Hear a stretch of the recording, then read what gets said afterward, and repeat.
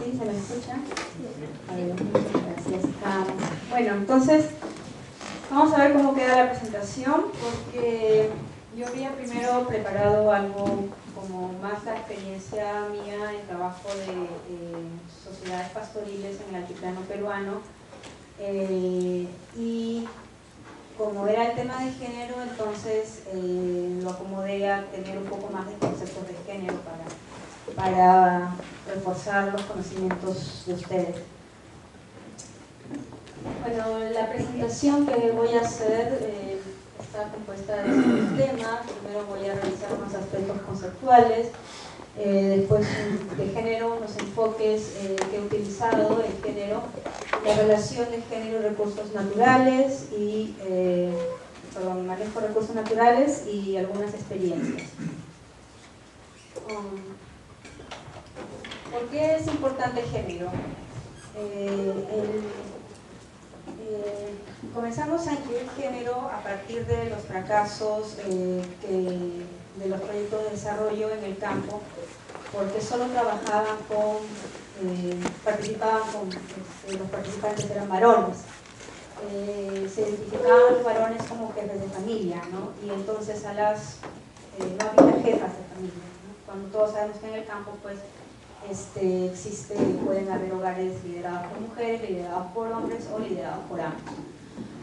Entonces la mujer era invisible el rol de la mujer, ¿no? Era ignorado porque solamente participaban los varones, pero también se evidenció en este poco impacto de los proyectos que las mujeres tenían limitado acceso a los recursos naturales y a los servicios de educación, de extensión, no eran incluidas, ¿no? Entonces habían diferentes oportunidades de desarrollo.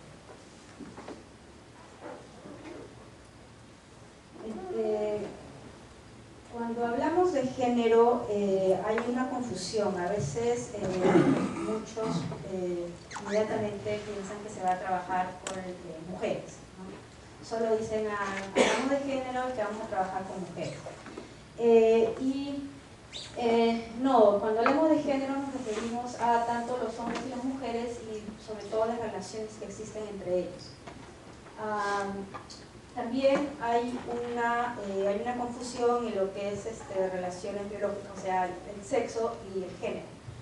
Entonces, para aclarar un poco, el sexo puede ser eso, femenino, masculino, y las condiciones biológicas que te da ser hombre o mujer, mientras que cuando hablamos de género estamos hablando del concepto social que implica el género, ¿no? O sea, lo que es lo que implica para algunos que la mujer es el sexo débil o el hombre es el sexo fuerte, ¿no? Y que no necesariamente se da porque esas son construcciones sociales. Bueno, entonces los roles del género, cuando hablamos de género, son roles que son construcciones sociales que se usan para dar un orden a la sociedad o al manejo de la agricultura en este caso. Varían de acuerdo a la sociedad, la cultura, la clase social, la edad y las diferentes los momentos históricos, ¿no? Todos saben que las abuelas, los abuelos tenían otros roles que nosotros en este momento. Y también, bueno, están condicionados por la estructura familiar. No en todas las familias se cumplen los mismos roles, o sea, los hombres y las mujeres tienen los mismos roles. Entonces eso también se tiene que tener en cuenta.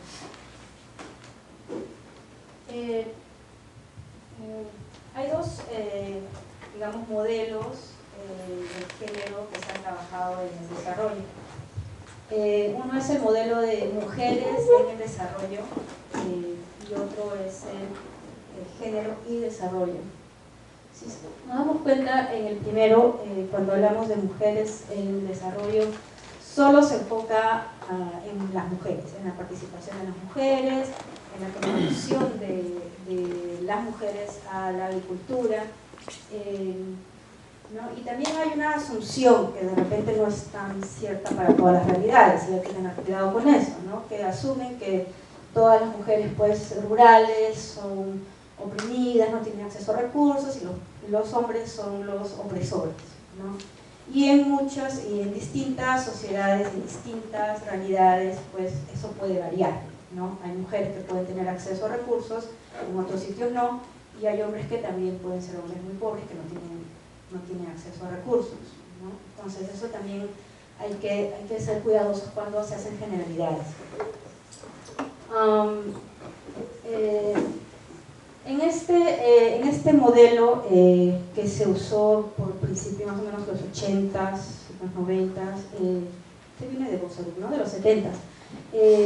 Entonces se resaltaba solo el conocimiento, la labor, la actividad de la mujer, y al hombre se hacía invisible más que nada, como que el hombre no aportaba a la agricultura, ¿no? Pero tampoco es cierto porque los roles son complementarios. Y lo que sí descuidaba mucho era en la parte de las estructuras sociales, lo que hace que eso cambie, ¿no? Si bien se enfocaban en empoderar a la mujer, en trabajar, en darle más capacidades, en fortalecer su rol, se asumía que las mujeres debían ser líderes, ¿no? Y debían tener más acceso al poder para tener mayor participación en la toma de decisiones. Entonces, igual este enfoque no ha tenido también bastantes observaciones, y haciendo una revisión se cambió un poco el modelo, ¿no? Entonces ahora se habla de género y desarrollo. Cuando hablamos de género y desarrollo, ahora sí se valoran ambos roles, el rol de la mujer tanto como el rol del varón, ¿no? Y que son complementarios. Se reconocen las diferencias, se reconoce la complementariedad tanto en el manejo de información, el manejo de conocimiento, en las diferentes capacidades, habilidades, y que también pues hay diferentes aspiraciones y expectativas de vida de acuerdo al género de cada uno. Y también se incluye en este modelo, se incluye lo que es, también se incluye la diferencia por edades, ¿no? O sea, ahí se habla de grupos de género que son las jóvenes, las niñas, los niños, las ancianas, los ancianos, los adultos.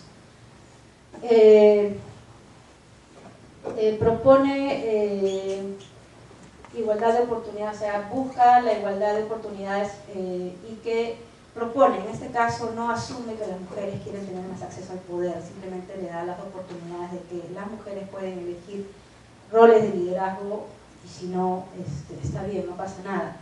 Y lo que más se enfoca en este modelo es trabajar tratar de revertir las estructuras institucionales que impiden la equidad de género, ¿no? O sea, que dar oportunidades iguales. Entonces, este es un poco para actualizar nuestros conocimientos de género, que me parece importante mencionarlos ahora que están todos recibiendo nuevos enfoques. Entonces, cuando hablamos del contexto, también importa el contexto, ¿no? Porque los enfoques los análisis de género fueron conceptualizados para buscar la equidad de género, pero como habíamos dicho, en distintas realidades hay distintas diferencias entre hombres y mujeres, diferentes oportunidades de desarrollo, ¿no? Entonces hay que tener también cuidado en eso de ajustarlos a la realidad de en la realidad específica, de acuerdo a la zona en la que se trabaja, ¿no? No podemos asumir, como habíamos dicho antes, de que en todos sitios las mujeres, por ejemplo, no tienen acceso a recursos naturales, en algunos sitios sí. Entonces, en otros sitios hay que trabajar más esa parte de que las mujeres tengan más acceso a recursos naturales, a servicios de extensión, a servicios a educación, ¿no? Entonces, lo primero que se tiene que hacer es identificar el sitio, entonces el contexto en el que uno trabaja. Cuando hablamos de análisis de género, entonces estamos hablando de que hay que empezar con una data disgregada, ¿no? Se entiende de que los hombres y mujeres tienen distinta información, conocimientos, habilidades, y por lo tanto van a tener distintas aspiraciones y aspiraciones de desarrollo, también están buscando distintas oportunidades. Entonces, van a tener distintas prioridades y necesidades también que hay que atender de acuerdo a sus intereses. Entonces, en un análisis de género es importante responder a las preguntas como quién hace qué, cómo y por qué lo está haciendo, entender también aquellos factores que determinan cómo son las relaciones de género, y un análisis de género también permite plantear cómo mejorar las intervenciones, ¿no? Cómo mejorar las intervenciones para enfrentar los límites que hay para acercar la brecha entre diferencia de género. Cuando hablamos de análisis de género, también cuando hablamos de que estamos incluyendo el tema de género en una investigación, un proyecto de desarrollo, también hay que tener en cuenta que hay que presupuestar estas actividades de género, ¿no? Porque implica un costo mayor trabajar con grupos diferenciados, ¿no? Trabajar solo con mujeres y solo con varones que trabajar en conjunto. Muchas veces ahí encontramos muchos proyectos y muchos trabajos donde dice sí, incluimos género, pero cuando digo, a ver, dame tu data, no está disgregada, simplemente ahí o no tiene costos, ¿no? Las actividades por género. Entonces, eso hay que tener en cuenta porque sí implica un costo.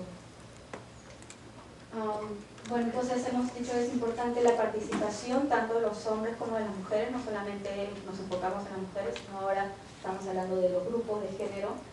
En un análisis de género se respeta, se reconoce que todos tienen sus distintos conocimientos, y también un análisis de género se hace para tomar medidas específicas para asegurar la equidad de género, es decir, tratar de atender las instituciones, de cómo mejorar las reglas de juego, las instituciones sociales para que esto se pueda dar. Cuando hablamos de enfoques de género, entonces no solo se enfoca en incrementar la participación de la mujer en la toma de decisiones, sino también a cambiar las estructuras que impiden que las mujeres y otros grupos vulnerables tengan igual oportunidad de desarrollo. Yo uso mucho este enfoque, que es el de medios de vida, el de medios de vida sostenible y el de capitales, ¿no? Para los que no son familiares con estos enfoques, se identifican los capitales social, humano, cultural, natural, ¿no? Se identifican todos los recursos con los que una persona necesita para usar o reproducir y producirlo, ¿no? Trabajarlo. Entonces esos son los capitales. Esta es una evaluación, digamos, hipotética de cómo se dan los accesos de capitales que tienen tanto los hombres como las mujeres. Esto es para la zona andina. Entonces se hizo una estimación y se vio que el capital, dos de los capitales que menor acceso tienen las mujeres en la zona andina es el capital humano y el capital social, ¿no? Y cuando hablamos de capital humano y capital social, estamos hablando de acceso a redes que te permitan ampliar tus mercados, redes que te permitan acceder a mayor información, redes que te permitan tener mayor acceso a otro tipo de información para poder tomar decisiones. Y cuando hablamos de capital humano estamos hablando de educación y a entrenamiento, a servicios de extensión. A pesar de que ha mejorado, se ha incrementado en el transcurso, digamos, de estos últimos 30 años, todavía sigue habiendo una parcialidad hacia la mejor educación de los varones y mejor acceso a servicios, ¿no? Yo tuve una oportunidad de participar en un proyecto que era de un programa de USAID, el programa SANREM, con el que trabajamos en la construcción de coaliciones de causa o de defensa, que son tratar de construir procesos participativos para fortalecer estos capitales sociales y humanos, pero en base a lo que ellos habían identificado que ellos querían hacer, ¿no? En el caso, por ejemplo, de la comunidad, de una comunidad alpaquera, ellos querían trabajar el tema de insertarse más al mercado, sus productos al mercado. Y en el caso de la comunidad de una zona baja, la comunidad agrícola, quería trabajar más el tema de incrementar sus redes para poder intercambiar más papas nativas, ¿no? Entonces esos eran sus distintos intereses.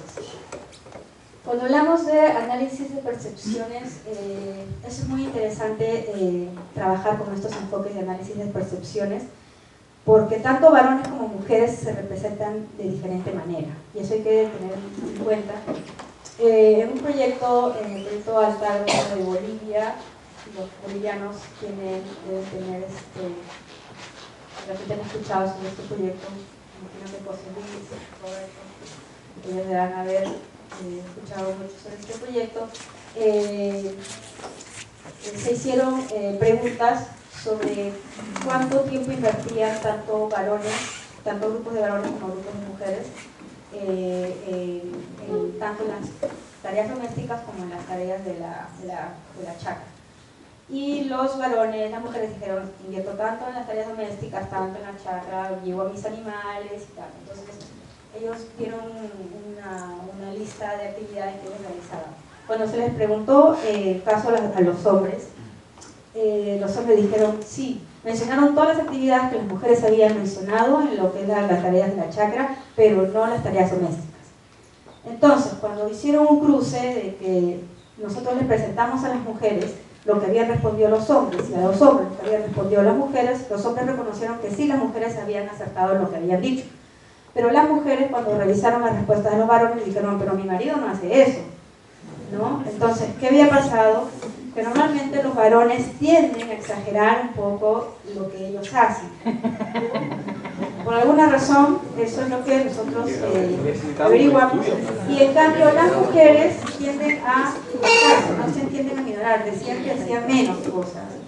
Y entonces ahí después de que, claro, el varón, entonces la mujer le reclamaba a los hombres, le decía, pero claro, tú estás ahí pero me estás mirando, la que está colectando, la que está dando agua soy yo, pero tú estás ahí parado mirándome porque estás hablando con el compadre, estás haciendo otra cosa, estás conversando por teléfono, estás ahí, pero no significa que estés haciendo. Entonces ahí, eso tampoco significa que esté invirtiendo el tiempo productivamente, mejor dicho, no productivamente, al menos para el trabajo de la chacra, ¿no? Entonces, eso también, ese análisis de percepciones es muy importante porque esas cosas hay que tener en cuenta cuando trabajamos con los distintos grupos de género. Igual el proyecto trabajó en los temas de mejoramiento, trucha, mejoramiento de la ganadería, química orgánica, en distintas opciones, presentó distintas opciones y también vimos que por grupos de género, ¿no? Los grupos de mujeres y de varones tenían ciertas preferencias, ¿no? En el caso de las mujeres destacaron más en lo que era el manejo de invernaderos y hubo unos casos en que se agruparon para hacer una microempresa para vender lechuga orgánica, ¿no? Entonces eso ya se insertaron al mercado, entonces eso no destacaron en otras actividades, pero destacaron en eso. En los créditos fue muy interesante porque las mujeres eran las más cumplidas, ¿no? Pagaban más al día que los varones. Entonces esa fue una diferencia en el manejo de los créditos que se les daba para que implementen mejoras en sus fincas. Y los varones destacaron en la crianza de truchas. Entonces también estas diferencias, las preferencias, ¿no? por sus actividades se tienen que tomar en cuenta.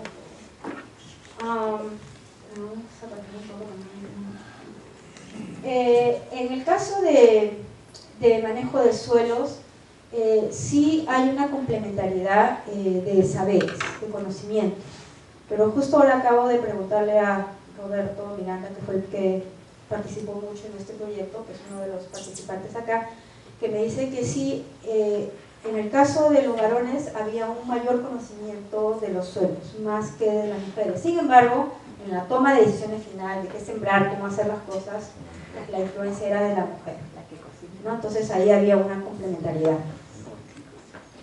Entonces, ¿cuánto tiempo? Gracias. El manejo de... entonces ahora voy a presentarles un poco lo que yo ya he encontrado en un trabajo esta fue mi tesis doctoral. Yo utilicé el enfoque de, bueno, un modelo de análisis de ecología política, que lo que yo estaba buscando era identificar las causas de degradación en los pastizales, ¿no? La degradación de los pastizales altoandinos. Para eso hice el estudio en el altiplano peruano, en las comunidades, la zona sur del altiplano, casi ya en la frontera, digamos, con Bolivia.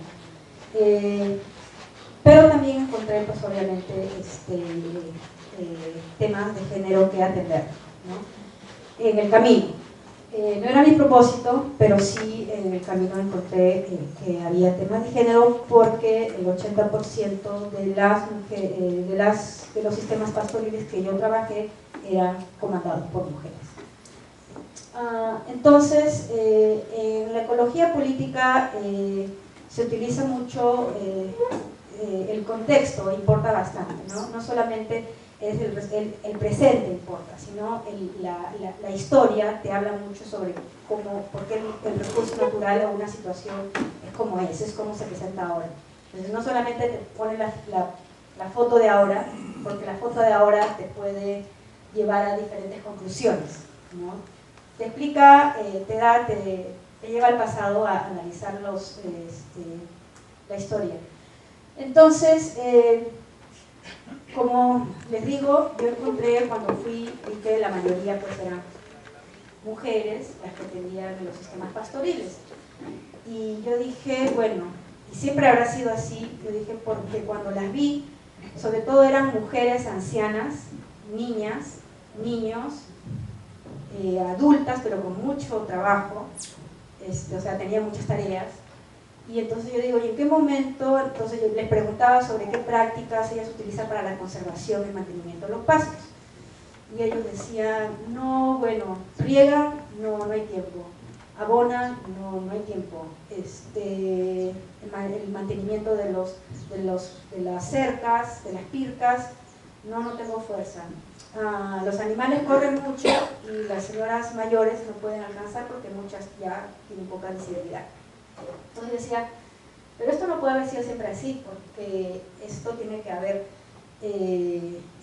sido el sistema manejado de manera diferente, porque esto era un sistema sostenible antes. Entonces fui a textos históricos y encontré que cuando llegaron los visitadores para hacer el inventario de cuando vinieron los españoles, cuando conquistaron, digamos, el imperio del Tahuantinsuyo, y encontraron en la zona